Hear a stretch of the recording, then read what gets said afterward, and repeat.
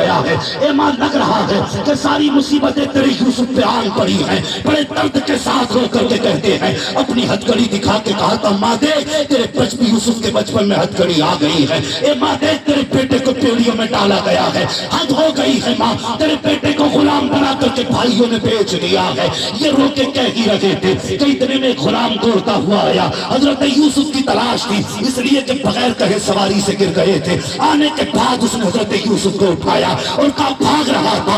اللہ اکبر, ابھی کھڑے ہوئے گئے یوسف. اس نے حضرت یوسف کے منہ پہ تماچا مارا. ماں کی قبر پہ کھڑے ہو کر کے جیسی بیٹے کا تماچا لگا ہے, حضرت یوسف نے ماں کی قبر کو دیکھا. رو کے کہتے ماں دیکھ اب تو یہ نوبت آ گئی تھی, اب تک تو اپنوں نے مارا تھا, اب تو غیر بھی تماچے مار رہے ہیں. رو کے اتنا کہا ہے رب کا قہر شباب پہ آیا, کالی آندھی چلنے لگ جاتی ہے. جو جہاں تھا وہی رہ گیا ہے. حالت خراب لوگوں کی ہے. ڈھونڈتے ڈھونڈتے بادشاہ جو ان کا آقا تھا سردار تھا آ گیا. کہنے لگا اکٹھے ہو جاؤ, سارے جمع ہو جاؤ. آندھی اتنی لمبی تو نہیں چلتی ہے, بتاؤ تو صحیح کسی نے خطا تو نہیں کی ہے, کسی نے کوئی گناہ تو نہیں کیا ہے جس کی وجہ سے یہ عذاب آیا ہو. کہا ہم نے کوئی خطا نہیں کی, ہم نے کوئی گناہ نہیں کیا. وہ کہتا میں نے اتنا ضرور کیا ہے. کہا کیا کیا؟ کہ میں نے اس بچے کے تماچا لگایا ہے اس لیے کہ یہ بھاگ رہا تھا, اتنا سننا تھا. حضرت یوسف رونے لگ جاتے ہیں, کہتے میں بھاگ نہیں رہا تھا. کہا پتا تو صحیح بیٹے پھر یہاں کیوں اترا؟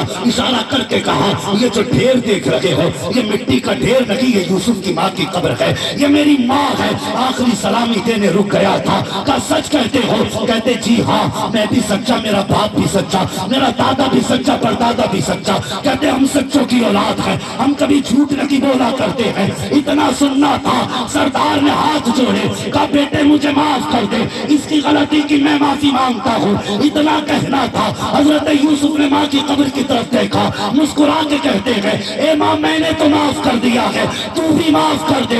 اتنا کہنا تھا. آنکھیں بھی رک جاتی ہے, مصیبتیں بھی ٹل جاتی. نعرہ تکبیر, نعرہ رسالت, مفتی حماد صاحب قبلہ, جشن غسل ورا کانفرنس. سبحان اللہ. یہ رشتے ہوتے ہیں اپنوں کے, مگر سنیے گا بہت غور سے. یہی یوسف کبھی کوڑیوں میں بیچے تھے, لیکن کبھی مصر کے بازار میں بولی لگی. امیر اپنی دولتیں لے کے کھڑے تھے, لیکن قسم خدا کی یوسف کو وہاں جانا تھا جہاں پہ ان کے لیے تخت شاہی بنایا گیا تھا. ٹھیک ہے جی, ایک مدت قید میں حضرت یوسف کی گزری. اس کے پیچھے مفسرین, محدثین اور مورخین نے ایک راز لکھا. تھک گئے کیا آپ لوگ؟ اگر تھک گئے تو پھر ختم کر لیا جائے, کیونکہ مجھے بھی بڑا لمبا سفر 500 کلومیٹر ابھی اپنی کار سے جانا ہے مجھے. سارا دن بھی پڑھو گے تب بھی نہیں ہٹیں گے. نہ ہٹنے کا مسئلہ نہیں ہے, سن لو جی ہاں بس سن لیجئے توجہ سے. توجہ ہے سارے لوگوں کی؟ ذرا تیار ہے تو کہتے ہیں یا رسول اللہ. اللہ سلامت رکھے. بھئی جن لوگوں کو جہاں جگہ مل رہی ہے وہیں پہ کھڑے ہو جائیں. دھوپ لگ رہی ہے تو اندر سائیڈ سے آ کے کھڑے ہو جائیں. گرمی بھی ہے, اللہ آپ کو سلامت رکھے. بس ذرا اور زور سے کہہ دیں یا رسول اللہ. فرمایا گیا کہ حضرت یوسف علیہ السلام قید میں چلے گئے, جیل کے اندر. ایسی جسے ہم کال کوٹری بولتے ہیں نا, اس نے حضرت یوسف کو رکھا. زمین دوست تھا وہ قید خانہ, چھوٹا سا روشن دان کھلا تھا راستے میں. لیکن یاد رکھیے اگر یعقوب بیٹے کے لیے روتے تھے تو بے قرار یوسف بھی کم نہیں تھے.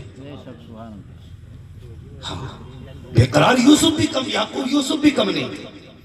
اسی کھڑکی پہ بیٹھے رہتے اور امید کرتے تھے کاش کوئی میرے وطن سے آتا ہوگا, کاش کوئی میرے وطن سے آتا ہوگا.